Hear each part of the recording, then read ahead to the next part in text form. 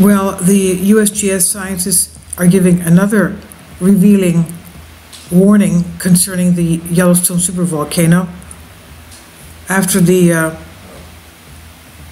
earthquake swarms that have taken place the past few days, they're coming out with various announcements. Now, the Yellowstone volcano, supervolcano, as we know, could bring about, they say, biblical implications for up to 6 years if it was to erupt again in the future. This is what a geophysicist warned during a documentary on the world's biggest natural disasters. This is by Express UK Callum Hoare today. And before this, we also had Dr. Michio Kaku explaining that there's a Godzilla sleeping under the surface of Yellowstone, just waiting to create chaos. Now, and also we had other scientists commenting about the warnings, giving warnings for a supervolcano. For example, stating that the ash cloud could reach all the way down to Louisiana and even to the northeast, because usually the wind currents take the atmosphere from the west to the east. So the Yellowstone volcano, as we know, erupted 3 times. The 3 big eruptions were 2.1 million years ago, 1.2 million years ago, and 640,000 years ago. We had a smaller one 70,000 years ago. Scientists have previously revealed that should an earthquake occur, it could take less than 2 weeks before a catastrophic reaction event with the potential to wipe out a huge part of the United States would be triggered.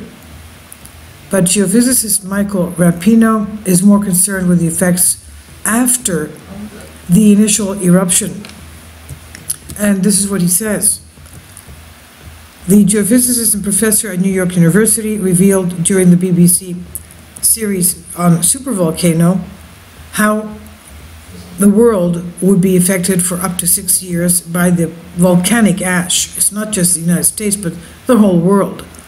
He said back in 2015, you cannot grow anything in volcanic ash, as we saw with Mount St. Helens. It wipes out the breadbasket of the world. The recovery would be a long process, so where does food come from in the meantime? Good question. Imagine 6 years without a growing season. He says, I foresee a very biblical time where civilization would be strained at the roots. This Yellowstone eruption would be the most severe conditions human beings have ever met. The last eruption of Yellowstone produced around 2,500 times more volcanic material than the 1980 eruption of Mount St. Helens volcano.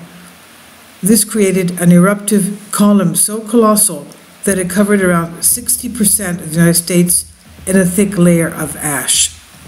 Should the same happen again, a mixture of ash and lava blebs and superheated gas exceeding temperatures of 1,000 degrees Celsius could move at speeds of up to 300 miles an hour.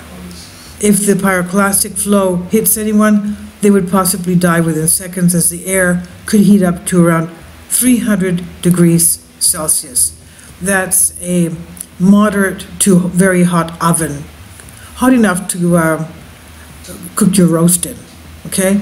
Now, Mr. Rampino also revealed how this huge pyroclastic cloud could also ground planes. Any aircraft heading over the state of Wyoming faces the possibility of suddenly nosediving should the mixture of rock, minerals, and volcanic glass suffocate their engines. He said the ash can go into the jet engines and coat it. There have been horrifying predictions of planes just losing their power and nosediving while the pilots try to figure out how to get the plane under control again. There are lots of ways you can die. Another way would be to inhale the stuff. The glass attacks the lungs and the bones and kills you from the inside.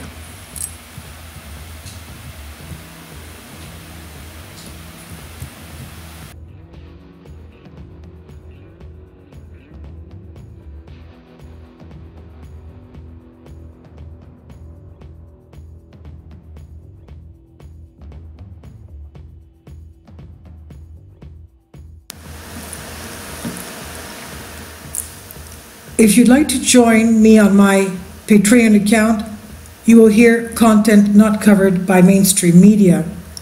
These riveting stories will be based on my research, and I will state my opinions and give my personal insight on diverse and controversial subjects and world events not covered by mainstream media, and not supported by YouTube guidelines. So whatever I have on my Patreon, most of those will not be on my YouTube channel. Please consider becoming a member today. More of the most significant and important videos will be on my Patreon channel. Your support helps me to continue my research and keeps this YouTube channel alive.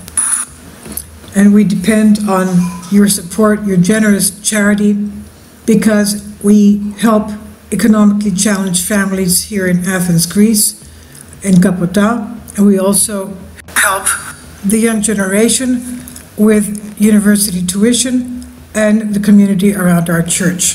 Thank you.